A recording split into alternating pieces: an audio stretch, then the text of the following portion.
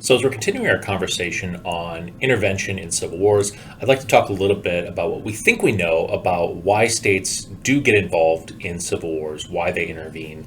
And before we kind of jump into that fully, I'd like to kind of remind folks that when we're talking about intervention, we're talking about direct military intervention, where states are going in and using maybe aircraft for bombing, but also maybe special forces or maybe ground forces.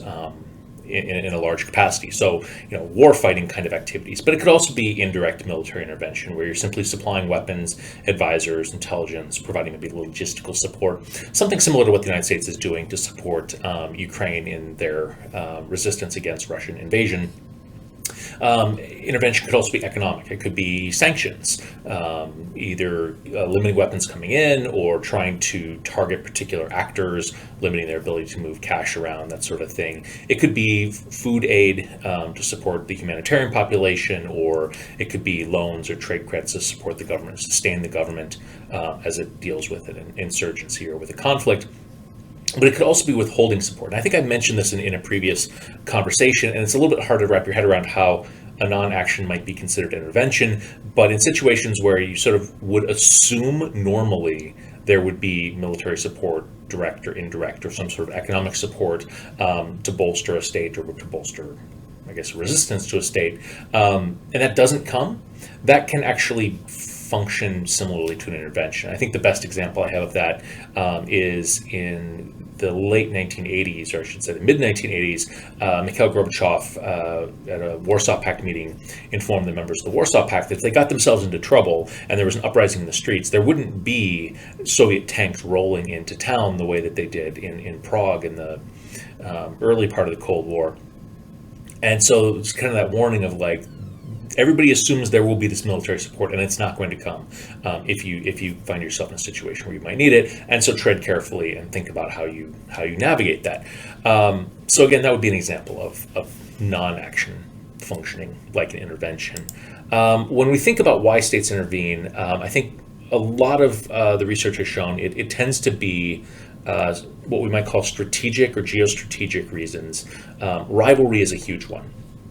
When two states have a enduring rivalry, repeatedly engaging in military actions against each other, having a deep source of dispute, that dispute sort of gets rooted in their sort of identity, so that they think about themselves in the context of that conflict. So India and Pakistan and their 60 plus, 70 plus year long conflict over Kashmir might fit that mold. The United States and the Soviet Union had an enduring rivalry during the Cold War. Those kind of dynamics are like just magnets for, or civil wars are magnets for those kind of conflicts, because they create an opportunity for a proxy war against a rival. When there's sort of a balance of power dynamic, maybe both sides become vested in who ends up controlling. And so that ends up being a pretty good predictor of when a country will get engaged if it's a way to hurt a rival. Proximity also seems to matter. States tend to get involved in conflicts that are on their border or within their region. And maybe that's because they're seeking regional influence, or maybe it's just a fear of contagion, right? So Turkey getting involved in the Syrian conflict is as much about fearing that what's happening in Syria and the Kurdish region of northern Syria being kind of autonomous is going to have implications for a Kurdish insurgency in Turkey, right? So that there's those contagion fears that just come with proximity, and that tends to draw countries in for intervention. We also see colonial legacies being pretty salient in predicting where countries get involved. The British tend to intervene in their former colonies, particularly in Africa. Likewise, France tends to intervene in former French colonies in Africa.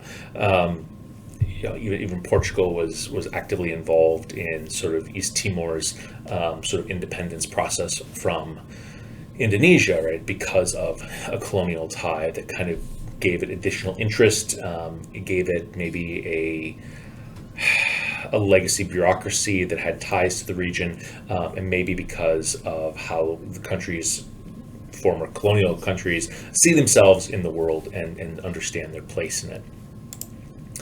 When we think about other motives, economic motives tend to be highlighted frequently. The empirical record is much weaker on these. And so there's three basic hypotheses that get put forward. One is that investments may be something that draws states in. That if you have investment in or if a company has an investment in a country facing civil war, they may pressure an outside party to come in and help protect their investment. And if I was going to come up with an example, I would cite United Fruit Co. in Guatemala, which after a democratic election in Guatemala, just a socialist government comes to power and decides that they're going to buy United Fruit Co. out of their plantations that at the price the United Fruit Co. sort of promised or listed on their taxes, which was vastly undervaluing the plantations. United Fruit Co. appeals to the Eisenhower administration, which I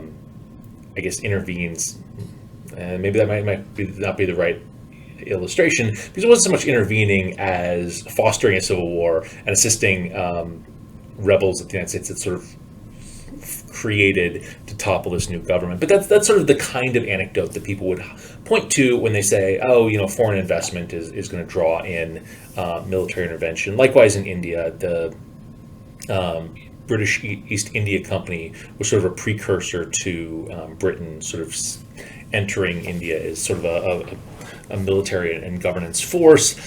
When we crunch numbers, it's really hard to find evidence that additional foreign direct investment increases the likelihood of military intervention.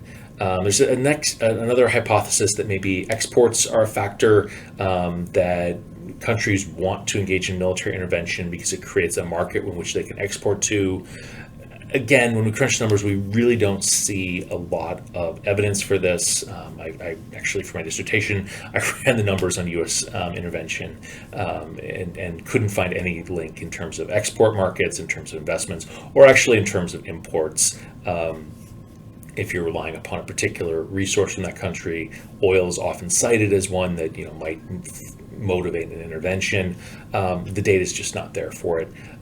We do anecdotally have situations where getting access to resources has prompted states to take interventions. I think China got involved in the Democratic Republic of Congo, which had access to coltan, which is a rare earth mineral that was critical for cell phone manufacturing. And so you can kind of cite those kind of examples of there was this very specific thing that was in very high demand at a very particular moment, and there wasn't a lot of additional alternatives, but those are pretty few and far between situations. And so by and large,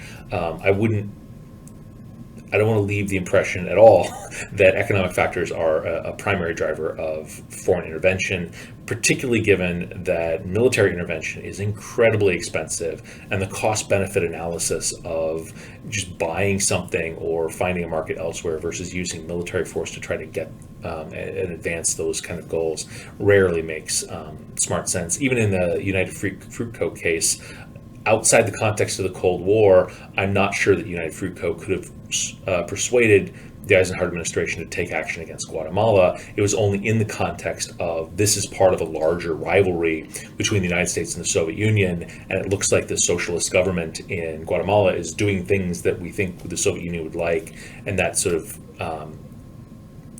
makes it easier for the economic argument to seem compelling or to get attention. When we're thinking about other explanations, sometimes people cite domestic factors as driving intervention. I've looked at this a little bit in terms of the constraints an executive might face in terms of whether or not they are able to sort of take action, and have found that the electoral cycle tends to reduce the likelihood of interventions. Presidents tend not to want to get into conflicts that are maybe risky or uncertain right around election time.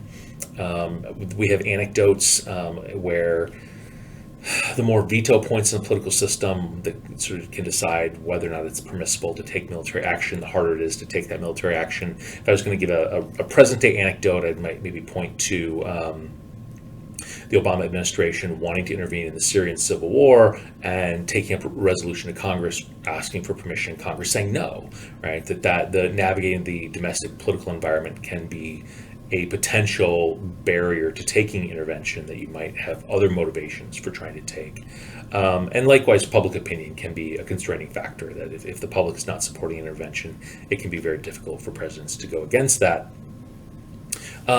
So thinking about intervention being constrained by domestic factors is maybe one sort of important factor to have in there, but some people will also cite that maybe domestic factors are the motivation for that. And there tends to be two different hypotheses around that. One is what we might call an ethnic lobby, where there's a diaspora or a group of people within the country that have ties to a country experiencing civil war, and they provide some domestic pressure that says, pay attention to this, look at what's happening here, you need to intervene, and you need to take action, and get that domestic pressure for that kind of action. More often people cite diversionary war as a possible explanation, that leaders might engage in intervention as a way of distracting the population from maybe high unemployment or from high inflation, the kind of things that go into making up the misery index, which is inflation plus unemployment, and kind of gives you a sense of like how bad the economy is. It's really hard to find evidence for that. It's really hard to find evidence for that when we're looking at just interstate war, picking up a fight with your neighbor. It's even less likely to find evidence when we're thinking about humanitarian intervention or intervention in a civil war. There just doesn't seem to be a huge popular demand for that to begin with, much less it doesn't appear that leaders undertake what could be potentially very risky strategies to try to bolster their domestic situation and prevent people from paying attention to sort of their everyday economic bread and butter issues.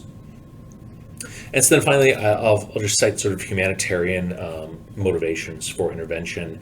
We talked about contagion a little bit already, with that idea that you might intervene in your neighbor's conflict, but that also comes into play when the UN Security Council is passing resolutions, or states are thinking about regional security, fearing that these conflicts will produce mass refugee flows, may create destabilization in an entire region, may undercut efforts at securing health standards or vaccination rates, and may create reservoirs for disease to act, or inhibit global health initiatives, right? So these could be reasons why states might intervene, just out of sort of the goodness of their heart, I guess. Sometimes you get the domestic pressure to act. There's this argument, the CNN effect, that when people see images on their television of atrocities, that catalyzes action, and they push and they press their politicians to take action, to intervene, to stop atrocities. The evidence for that is, again, pretty weak.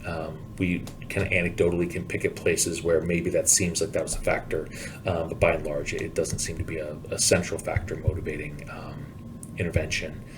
But occasionally we do see just sort of interventions that come from a place of benevolence, out of a genuine concern for stopping, human suffering. And I think I would probably, if I wanted to, point to a strong example of this, it would be when ISIS was moving against the Yazidi. This is a religious community in Iraq, and conducting basically a genocide against the population, enslaving them, driving them out into the mountains from their homes where they were going to freeze and starve. And the United States worked with Iraq, and actually also worked with Iran, to do a couple things. One, the U.S. initiated a bombing campaign to stop the ISIS advance against Yazidi areas. Two, the United States initiated a humanitarian airlift, dropping food and clothing into the mountains to help support the Yazidi and keep them alive as they fled for their lives from ISIS fighters.